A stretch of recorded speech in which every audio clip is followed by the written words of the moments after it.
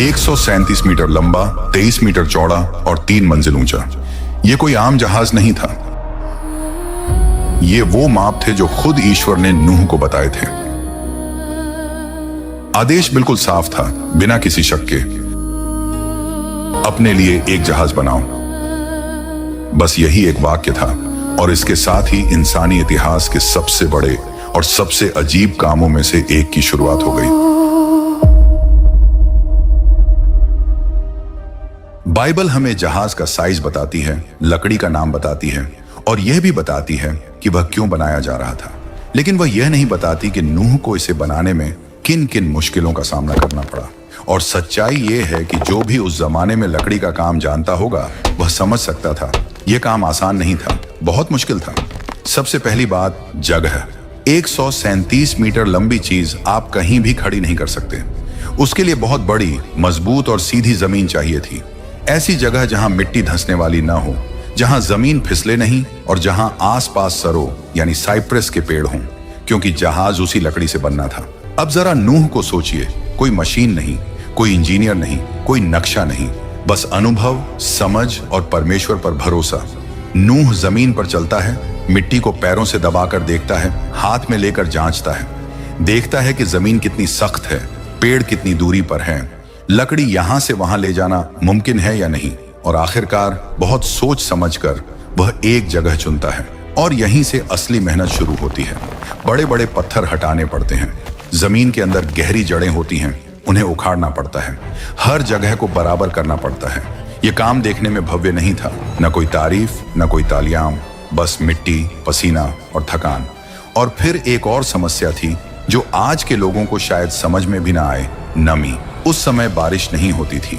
Bible बताती है कि जमीन से भाप उठती थी जो पूरी धरती को गीला रखती थी। मतलब मिट्टी अक्सर नम रहती थी और नम मिट्टी जल्दी कीचड़ बन जाती है, औजार उसमें धंस जाते हैं, लकड़ी गीली हो जाती है, जमीन कमजोर पड़ जाती है। इसलिए बहुत मुमकिन है कि नूह ने जमीन के चारों तरफ छोटे छोटे नाले बनाए हों ताकि पानी वहां से बह जाए और काम की जगह खराब न हो। ये पानी आसमान से नहीं गिर रहा था, ये खुद धरती से निकल रहा था। और जब नूह ये सब कर रहा था, लोग उसे देख रहे थे। कोई हंस रहा था, कोई मजाक उड़ा रहा था, कोई कह रहा था ये आदमी पागल हो गया है, इतनी बड़ी जमीन क्यों साफ कर रहा है, यहां तो कभी पानी भी नहीं आया, जहाज किस लिए। लेकिन नूह किसी को जवाब नहीं देता, क्योंकि वह लोगों के हिसाब से काम नहीं कर रहा था, वह ईश्वर के कहे मुताबिक काम कर रहा था। जब जमीन आखिरकार काफी मजबूत और सूखी हो गई, तब अगला बड़ा काम शुरू हुआ, लकड़ी जमा करना। परमेश्वर ने साफ कहा था, जहाज सरों की लकड़ी से बनाना।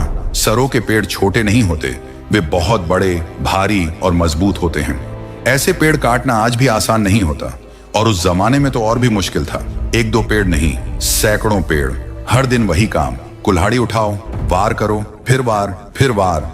कई घंटों के बाद जाकर एक पेड़ गिरता, जंगल में उसकी आवाज गूंजती, लेकिन पेड़ गिरने से काम खत्म नहीं होता था। अब सवाल था, इतने बड़े तनों को वहां तक कैसे पहुंचाया जाए जहां जहाज बन रहा था। न पहिए थे, न ट्रक, न मशीनें। तो उन्होंने वही तरीका अपनाया जो पुराने जमाने के लोग जानते थे, लकड़ी के गोल लट्ठे। बड़े तने के नीचे छोटे लट्ठे रखे जाते, रस्सियों से खींचा जाता, धीरे धीरे थोड़ा थोड़ा करके लकड़ी आगे बढ़ती। जैसे ही तना आगे जाता, पीछे के लट्ठे उठाकर आगे रख दिए जाते। ये काम बहुत धीरे होता था, थकाने वाला था और कभी कभी खतरनाक भी। लेकिन हर लकड़ी जो वहां पहुंचती, नूह के लिए एक बात की याद दिलाती, मैं जो कर रहा हूं वह बेकार नहीं है। आसपास के लोग यह सब देखते थे। इतनी बड़ी बड़ी लकड़ियां एक अजीब सी खाली जमीन की तरफ जा रही थी। लोग और ज्यादा मजाक उड़ाने लगे, लेकिन नूह रुका नहीं, क्योंकि जो आदमी परमेश्वर की बात सुन लेता है वह दुनिया की हंसी से नहीं डरता। धीरे धीरे लकड़ी इकट्ठा होने लगी। अब वह समय आ गया था जब सिर्फ काटना और ढोना ही नहीं, बल्कि कुछ खड़ा करने का वक्त था। ऐसी चीज जो पहले कभी किसी ने नहीं बनाई थी, ऐसी चीज जो आने वाले समय में सिर्फ एक जहाज नहीं बल्कि जिंदगी की आखिरी उम्मीद बनने वाली थी। जब काफी सारी लकड़ी जमा हो गई, तब नूह के सामने अगला और सबसे जरूरी काम आया, जहाज की नींव बनाना। कोई भी बड़ा काम ऊपर से नहीं, नीचे से शुरू होता है। और इस जहाज के लिए सबसे अहम चीज थी उसकी रीढ़। रीढ़ मतलब जहाज का वो हिस्सा जिस पर पूरा वजन टिका रहता है। 3 मंजिलें, जानवर, खाना, पानी, सब कुछ उसी पर निर्भर था। अगर यहाँ जरा सी भी गलती होती तो पूरा जहाज कमजोर पड़ जाता। लेकिन यहाँ एक बड़ी दिक्कत थी, इतना लंबा पेड़ होता ही नहीं। 137 मीटर लंबी लकड़ी किसी एक पेड़ से मिल ही नहीं सकती थी। इसका मतलब साफ था, कई बड़े बड़े तनों को आपस में जोड़कर एक सीधी और मजबूत रीढ़ बनानी होगी। यह काम ताकत से ज्यादा समझदारी का था। नूह और उसके बेटों ने लकड़ियों को इस तरह काटा कि वे एक दूसरे में फिट हो जाएं। पुराने जमाने के कारीगर यह तरीका जानते थे। लकड़ी में खास कट लगाए जाते थे ताकि दो टुकड़े जुड़कर एक मजबूत हिस्सा बन जाए। फिर उन जोड़ों को और मजबूत करने के लिए कड़ी लकड़ी के खूंटे ठोंके जाते थे। जब सब कुछ ठीक से फिट हो जाता तो वो जोड़ ऐसे हो जाते जैसे एक ही लकड़ी हो। धीरे धीरे जहाज की रीढ़ जमीन पर आकार लेने लगी। अब पहली बार नूह को साफ दिखने लगा कि वह क्या बना रहा है। इसके बाद आया अगला बड़ा कदम, ढांचा खड़ा करना। ढांचे को आप जहाज की हड्डियां समझ सकते हैं। ये वो मुड़ी हुई लकड़ियां थीं जो जहाज को उसका आकार देती थीं। इन्हीं से तय होता था कि जहाज पानी में कैसे टिकेगा। हर लकड़ी को सही जगह, सही कोण पर लगाना बहुत जरूरी था। अगर एक भी लकड़ी ज्यादा झुक जाती तो पूरा संतुलन बिगड़ सकता था। इसलिए काम बहुत ध्यान से किया गया। रस्सियों को सीधी लाइन की तरह खींचा जाता, पत्थरों को लटका कर देखा जाता कि लकड़ी सीधी है या नहीं। हर बीम को बार बार झांचा जाता। कल्पना कीजिए उस मंजर को, भारी भरकम लकड़ियां, मोटी रस्सियां और कुछ लोग अपनी पूरी ताकत लगाते हुए। धीरे धीरे जमीन पर एक अजीब सा ढांचा खड़ा होने लगा। लोग दूर से देखने आते थे। अब यह सिर्फ लकड़ी नहीं रही थी, यह साफ दिख रहा था कि कुछ बहुत बड़ा बनने वाला है। लेकिन नूह जानता था ढांचा बन जाना काफी नहीं है। अब सबसे जरूरी काम बचा था, पानी से बचाव। परमेश्वर ने साफ कहा था, जहाज को अंदर और बाहर दोनों तरफ राल से ढक देना। राल मिट्टी से निकलने वाला गाढ़ा पदार्थ होता है। उसे गर्म किया जाता, फिर लकड़ी पर लगाया जाता। ठंडा होने पर वह पत्थर जैसी सख्त हो जाती थी और पानी अंदर नहीं जाने देती थी।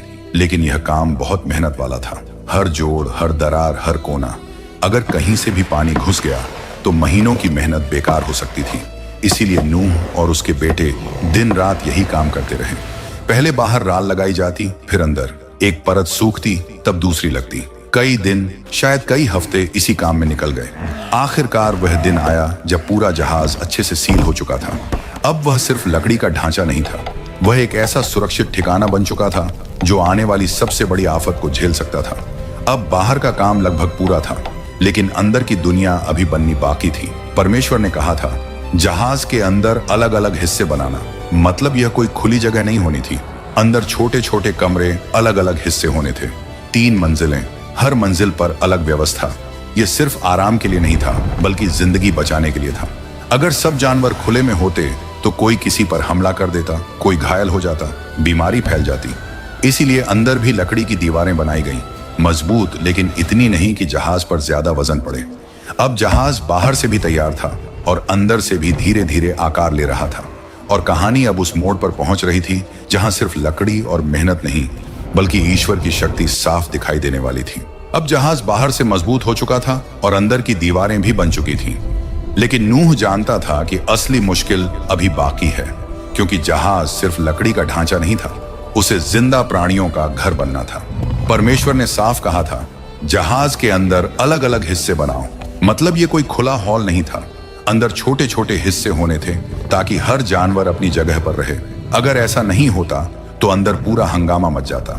नूह ने बहुत समझदारी से काम किया। सबसे नीचे वाली मंजिल पर भारी जानवरों के लिए जगह बनाई गई, जैसे बड़े जानवर जो ज्यादा वजन वाले थे।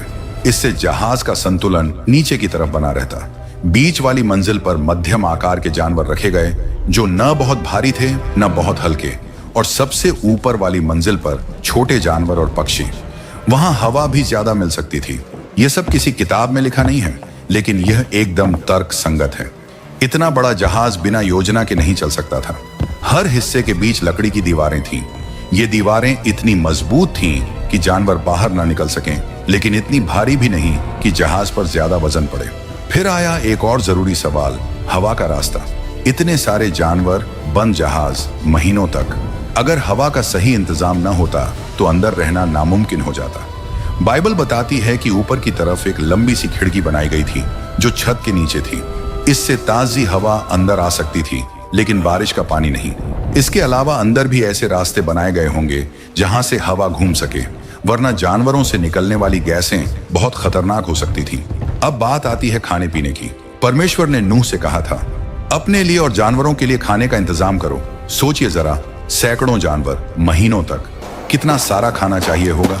सूखी घास, अनाज, फल, जड़ें, सब कुछ जमा किया गया। पानी भी बड़े बड़े बर्तनों में रखा गया। जहाज के अंदर कुछ हिस्से सिर्फ खाने के लिए थे। सब कुछ सही जगह रखा गया ताकि नमी से खराब ना हो। नूह का जहाज अब एक जहाज नहीं रहा था, वह एक चलता फिरता शहर बन चुका था। लेकिन अब सबसे अहम हिस्सा बचा था, दरवाजा। इतना बड़ा जहाज और सिर्फ एक ही दरवाजा। वही दरवाजा सबसे कमजोर भी हो सकता था और सबसे अहम भी। बाइबल में साफ लिखा है, जहाज के एक तरफ दरवाजा बनाओ। इस दरवाजे को बनाना आसान नहीं था। इतना बड़ा छेद अगर ठीक से मजबूत ना किया जाए तो पूरी दीवार कमजोर हो सकती थी। इसलिए दरवाजे के चारों तरफ मोटी लकड़ियां लगाई गईं। अंदर से तिरछी बीमें लगाई गईं ताकि दबाव बराबर बढ़ जाए। उस समय लोहे के बड़े किवाड़ नहीं थे, इसलिए दरवाजा शायद लकड़ी के मजबूत खंभे पर घूमता होगा। उसे खोलना बंद करना आसान नहीं था, लेकिन वह टिकाऊ था। और इस दरवाजे का एक गहरा मतलब भी था। नूह ने दरवाजा बनाया, लेकिन बाइबल कहती है दरवाजा प्रभु ने बंद किया। मतलब इंसान मेहनत करता है, लेकिन आखिरी सुरक्षा परमेश्वर के हाथ में होती है। दरवाजा बंद होने से पहले नूह ने पूरा जहाज एक बार फिर देखा। कहीं से पानी रिस तो नहीं रहा, कोई जोड़ ढीला तो नहीं, खाना ठीक से रखा है या नहीं। इतने बड़े लकड़ी के ढांचे में आवाजें आती हैं, कहीं चरमराहट, कहीं दबाव। नूह समझ सकता था कि सब ठीक है या नहीं। और फिर कुछ ऐसा हुआ जो किसी इंसान ने कभी नहीं देखा था। जानवर खुद चलकर आने लगे। नूह ने उन्हें पकड़कर नहीं लाया, उन्हें भगाकर नहीं लाया, वे खुद आए। जंगल से जोड़े में निकलते जानवर, पक्षी उड़कर आकर बैठते, रेंगने वाले जीव सीधी दिशा में चलते। कोई लड़ाई नहीं, कोई डर नहीं, कोई अफरा तफरी नहीं। शिकारी और शिकार एक साथ चल रहे थे, जैसे कोई अदृश्य ताकत उन्हें रास्ता दिखा रही हो। यह साफ संकेत था कि यह सिर्फ इंसानी काम नहीं था, यह परमेश्वर की योजना थी। एक एक करके सब जानवर अंदर गए, अपनी अपनी जगह पर, जैसे उन्हें पहले से पता हो कि कहां जाना है। आखिर में नूह गया, उसकी पत्नी, उसके 3 बेटे और उनकी पत्नियां, कुल 8 लोग। और फिर दरवाजा बंद हो गया। लेकिन उसे बंद इंसान ने नहीं किया, परमेश्वर ने किया। अब बाहर की दुनिया और अंदर की दुनिया अलग हो चुकी थी। अंदर इंतजार, बाहर कुछ ऐसा जो इतिहास में कभी नहीं हुआ था। दरवाजा बंद हो चुका था, और यह कोई आम दरवाजा नहीं था। यह वही दरवाजा था जिसे नूह ने बनाया था, लेकिन बंद खुद परमेश्वर ने किया था। जहाज के अंदर एक अलग ही माहौल था। बाहर की दुनिया अभी भी वैसी ही लग रही थी जैसी हमेशा रहती थी। लोग अपने काम में लगे होंगे, शायद कुछ अब भी हंस रहे होंगे, शायद कुछ सोच रहे होंगे कि नूह सही तो नहीं था, लेकिन अंदर सब कुछ तैयार था। जानवर अपनी अपनी जगह पर थे, खाना जमा था, जहाज मजबूत था, और नूह का परिवार चुपचाप इंतजार कर रहा था। फिर अचानक सब कुछ बदल गया। बाइबल बताती है कि नूह की जिंदगी के 600वें साल में कुछ ऐसा हुआ जो दुनिया ने पहले कभी नहीं देखा था। धरती के अंदर से पानी फूट पड़ा। यह सिर्फ ऊपर से गिरने वाला पानी नहीं था, जमीन के नीचे से जोरदार दबाव के साथ पानी बाहर आने लगा। जमीन हिलने लगी, जैसे धरती खुद टूट रही हो। नूह और उसका परिवार जहाज के अंदर ये सब महसूस कर रहे थे। जहाज हिल रहा था, लकड़ी चरमरा रही थी, नीचे से जमीन के हिलने की आवाजें आ रही थीं। और फिर आसमान खुल गया। यह इतिहास की पहली बारिश थी, और यह कोई हल्की फुहार नहीं थी। भारी भारी बूंदें लकड़ी पर जोर से गिरने लगी। आवाज इतनी तेज थी कि बात करना मुश्किल हो गया। गरज, बिजली, अंधेरा, सब कुछ एक साथ। जो लोग बाहर थे उन्होंने ऐसा कभी नहीं देखा था। पानी ऊपर से गिर रहा था, नीचे से भी उठ रहा था। पानी बढ़ता गया, धीरे धीरे, फिर तेजी से। जहाज जो सालों से जमीन पर खड़ा था, अब पहली बार हिलने लगा। फिर एक पल आया जब वह जमीन से उठ गया। जहाज तैरने लगा। नूह और उसके परिवार के लिए यह डरावना भी था और अद्भुत भी। लकड़ी हिल रही थी, फर्श कांप रहा था, जहाज पानी पर झूल रहा था। वही जहाज जिसे लोग मजाक समझते थे, अब जिंदगी बचाने वाला था। जहाज के अंदर अब एक नई दिनचर्या शुरू हो गई। हर दिन जानवरों को खाना देना, पानी देना, उनके हिस्सों को साफ करना। यह आसान काम नहीं था। जानवरों की आवाजें, उनकी गंध, थकान, सब कुछ सहना पड़ता था। लेकिन नूह और उसका परिवार जानते थे कि यही उनकी जिम्मेदारी है। बाहर क्या हो रहा था वे देख नहीं सकते थे, लेकिन वे महसूस कर सकते थे। पानी लगातार बढ़ रहा था। जहाज ऊपर उठता जा रहा था, कभी दाएं झुकता कभी बाएं। बाइबल कहती है कि पानी इतना बढ़ गया कि पहाड़ तक डूब गए।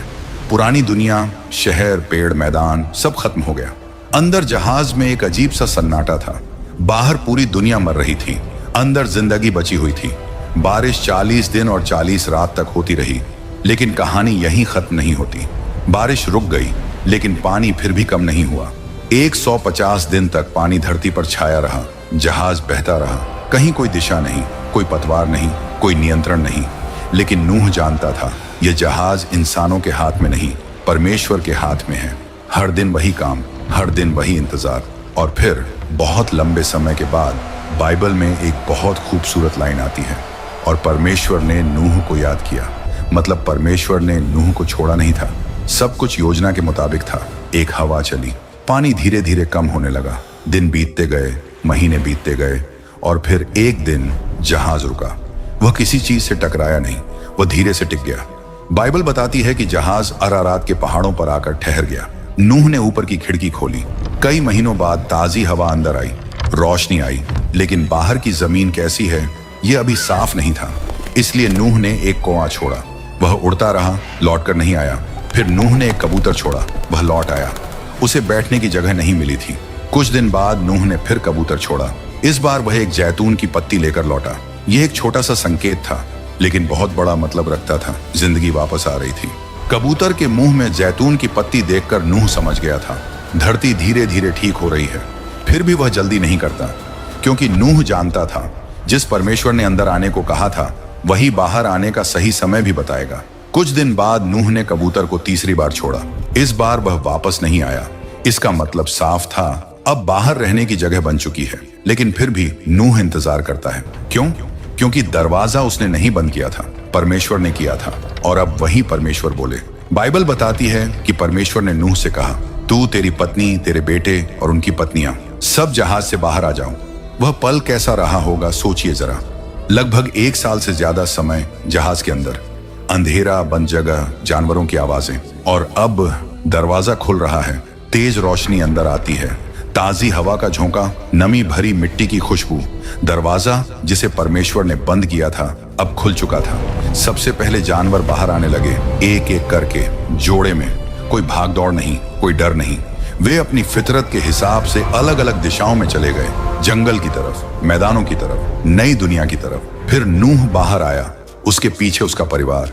पहली बार उन्होंने जमीन को दोबारा छुआ, ठोस जमीन। चारों तरफ सन्नाटा था, कोई शहर नहीं, कोई शोर नहीं, कोई पुरानी दुनिया नहीं, सब कुछ नया था।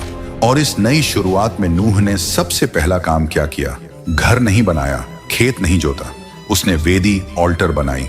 नूह ने परमेश्वर के लिए बलि चढ़ाई। यह उसका धन्यवाद था, यह उसका भरोसा था, यह उसकी श्रद्धा थी। बाइबल बताती है कि परमेश्वर इस बलि से प्रसन्न हुए।